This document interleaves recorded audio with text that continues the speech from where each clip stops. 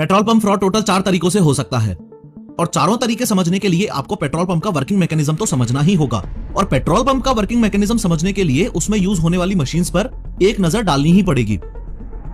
एक petrol pump mainly इन 3 parts में divided रहता है: डिस्पेंसर, स्टोरेज टैंक और कंट्रोलर बॉक्सेस।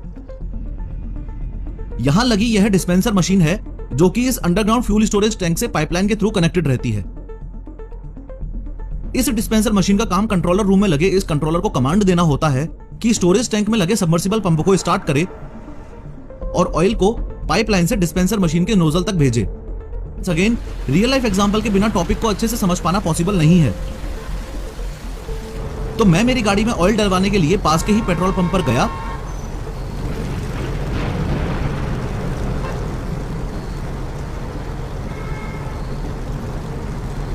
और मैंने पेट्रोल पंप पर लगी हुई इस डिस्पेंसर मशीन के पास गाड़ी लगा दी। फिर मैंने इंजन बंद किया, हैच ओपन किया, बाहर आया और पेट्रोल पंप अटेंडेंट को 1010 रुपए का पेट्रोल डालने को बोला। फिर पेट्रोल पंप अटेंडेंट ने डिस्पेंसर मशीन में लगे इस कीपैड में पहले सेल बटन प्रेस किया, उसके बाद 1010 प्रेस करके एंटर प्रेस कर दिया। उसके बाद नोजल उठाते ही अटेंडेंट ने मुझे बोला कि जीरो चेक कर लो।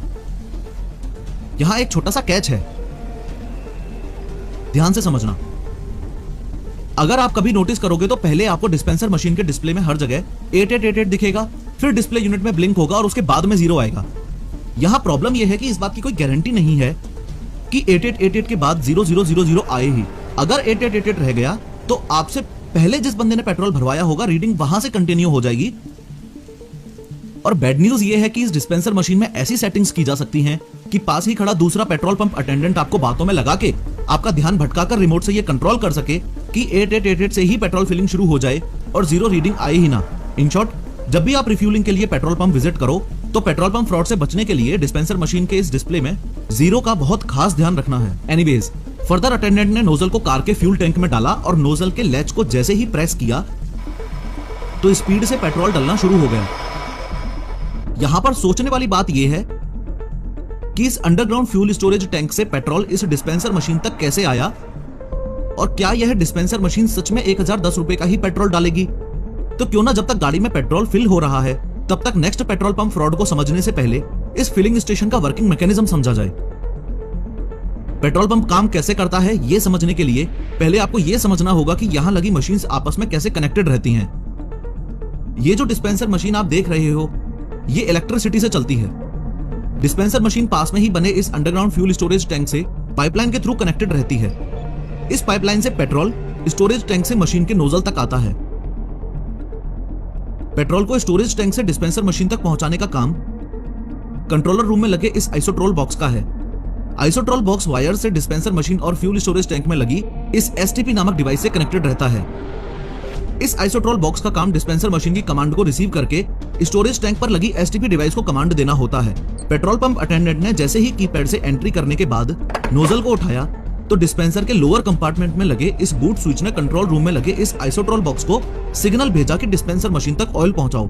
जैसे ही कंट्रोलर बॉक्स का सिग्नल एसटीपी को मिला तो स्टोरेज टैंक में लगी सबमर्सिबल पंप ऑटोमेटिकली चालू हो गई। सबमर्सिबल पंप में लगी प्रोपेलर ने घूमना शुरू किया और ऑयल को टैंक से उठाकर पाइप में ऊपर की ओर प्रेशर से भेजना शुरू कर दिया। यहां फ्यूल स्टोरेज टैंक की बात चल ही रही है तो दूसरे टाइप का पेट्रोल पंप फ्रॉड भी आपको समझा ही दूं। इस बात में कोई दो राय नहीं है कि पानी, नेफ्था और व्हाइट केरोसिन जैसे सब्सटेंसेस का यूज करके इस फ्यूल स्टोरेज टैंक में मिलावट बिल्कुल हो सकती है। लेकिन गुड न्यूज ये है कि आपके पास ये राइट है कि आप कभी भी पेट्रोल पंप मैनेजर को अप्रोच करके फिल्टर पेपर टेस्ट और डेंसिटी टेस्ट करवा सकते हो। फिल्टर पेपर टेस्ट और कुछ नहीं, बस फ्यूल की प्योरिटी चेक करने का तरीका है। इस टेस्ट में फिल्टर पेपर पर पेट्रोल की कुछ बूंदें डाली जाती हैं। अगर पेट्रोल में मिलावट है तो ये पेट्रोल फिल्टर पेपर पर इस तरह का दाग बनाता है और अगर नहीं है तो फिल्टर पेपर पर बिना कोई दाग छोड़े पेट्रोल इवेपोरेट हो जाता है। डेंसिटी टेस्ट में अगेन पेट्रोल की थर्मोमीटर और हाइड्रोमीटर से डेंसिटी चेक की जाती है। प्योर पेट्रोल की डेंसिटी 710 केजी पर मीटर क्यूब से 770 केजी पर मीटर क्यूब तक रहती है। आप जब पेट्रोल रिफिल करवाते हैं तो डिस्पेंसर मशीन के डिस्प्ले सेक्शन में यहां पर भी डेंसिटी लिखी रहती है, कभी नोट करना। फ्यूल स्टोरेज टैंक के मिलावट के कॉन्सेप्ट से संबंधित आपको यह भी पता होना चाहिए कि ये एटीजी है, यानी कि ऑटोमेटिक टैंक गेज। ये एक मेटल की स्टिक होती है जिस पर ये 2 फ्लोट्स होते हैं। इनका काम स्टोरेज टैंक में ऑयल और वाटर लेवल को नापना होता है। अब आप सोच रहे होंगे कि फ्यूल टैंक में वाटर का क्या काम, तो मैं बताता चलूं कि बारिश के टाइम स्टोरेज टैंक में अगर इस डिस्चार्ज पाइप की कैप लूज है तो पानी स्टोरेज टैंक में आ सकता है। ये जो एटीजी देख रहे हो, मेजरमेंट्स के लिए इस एटीजी की जगह पहले गेज स्टिक यूज होती थी। गेज स्टिक से सिर्फ मैनुअली मेजरमेंट किया जा सकता था। जब गेज स्टिक यूज हुआ करती थी उस समय गवर्नमेंट को यह पता नहीं चल पाता था कि इस पर्टिकुलर पेट्रोल पंप के स्टोरेज टैंक में सिर्फ प्योर पेट्रोल ही है या किसी प्रकार की मिलावट कर रखी है। लेकिन अब पेट्रोल पंप ओनर मिलावट नहीं कर सकता, क्योंकि यह एटीजी इस स्टोरेज टैंक में फ्यूल और वाटर लेवल का डेटा पेट्रोलियम कंपनी के सर्वर पर अपडेट करती रहती है। फिर यह पेट्रोल आगे बढ़ता हुआ इस डिस्पेंसर मशीन के बॉटम पार्ट में आ जाएगा। यहां बॉटम पार्ट में यह शीयर वाल्व होता है। फ्यूल यहां से होता हुआ इस फिक्सेबल पाइप में आ जाएगा, फिर आगे इस फिल्टर में जाएगा, फिर आगे इस आयरन पाइप में जाएगा, उसके बाद इस असेंबली में आ जाएगा। तीसरे फ्रॉड की बात करूं तो यह असेंबली एक इंपॉर्टेंट पार्ट है और इसका वर्किंग मैकेनिज्म समझो। याद है मैंने पेट्रोल पंप अटेंडेंट को 1010 रुपए का पेट्रोल डालने को बोला था।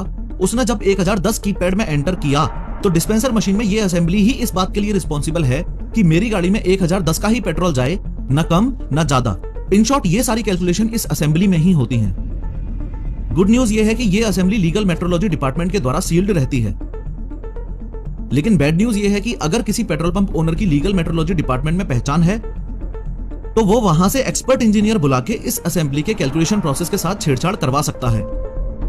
दूसरे शब्दों में कहूं तो असेंबली में कुछ ऐसी सेटिंग्स करवा सकता है कि डिस्पेंसर मशीन दिखाए कि 1 लीटर पेट्रोल डाला है, लेकिन पेट्रोल डले सिर्फ 800 ml ही।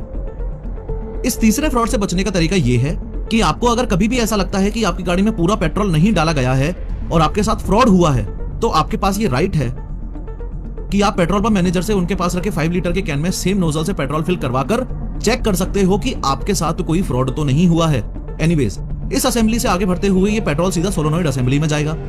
सोलोनॉइड असेंबली के बाद आगे बढ़ता हुआ इस पाइप में आ जाएगा और फाइनली इस ब्रेक अवे से गुजरता हुआ इस होस पाइप में आ जाएगा। फिर इसके आगे तो ऑब्वियसली आपको दिख ही रहा है कि होस पाइप से नोजल में आ जाएगा और नोजल से गाड़ी के पेट्रोल टैंक में। नोट करने वाली बात यह है कि चौथा फ्रॉड इस पूरे प्रोसेस से हटके डिस्पेंसर मशीन के इस ऊपर वाले पार्ट में होता था। आगे बढ़ के डिस्पेंसर मशीन के ऊपर वाले पार्ट को पहले पेट्रोल पंप मैनेजर खोल सकता था। उसमें डिजिटल मीटर्स को मैनिपुलेट करने के लिए मालिशियस हार्डवेयर का इंस्टॉलेशन कर सकता था। फॉर एग्जांपल, डिजिटल मीटर में रीडिंग सुपर फास्ट होगी लेकिन गाड़ी में पेट्रोल नॉर्मल स्पीड से ही जाएगा, एक्सेट्रा। लेकिन फ्रॉड को रोकने के लिए गवर्नमेंट इंजीनियर्स ने डिस्पेंसर मशीन में कुछ एडवांस हार्डवेयर इंस्टॉल किए और अब डिस्पेंसर मशीन के अपर पार्ट को ओपन करने के लिए गवर्नमेंट इंजीनियर के पास ही एक ओटीपी जाता है। इन शॉर्ट, ये पेट्रोल पंप ओनर बिना उस ओटीपी के डिस्पेंसर मशीन के अपर पार्ट को ओपन करके अब मैनिपुलेट नहीं कर सकता।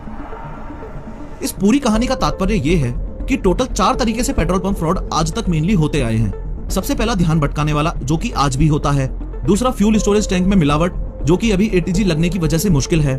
तीसरा है डिस्पेंसर मशीन में लगी असेंबली से छेड़छाड़ वाला, आज के टाइम ये भी थोड़ा मुश्किल है। और चौथा है डिस्पेंसर के अपर सेक्शन में मैलिशियस हार्डवेयर इंस्टॉलेशन वाला, जो कि ओटीपी प्रोसेस ऐड होने के बाद अगेन थोड़ा सा मुश्किल है।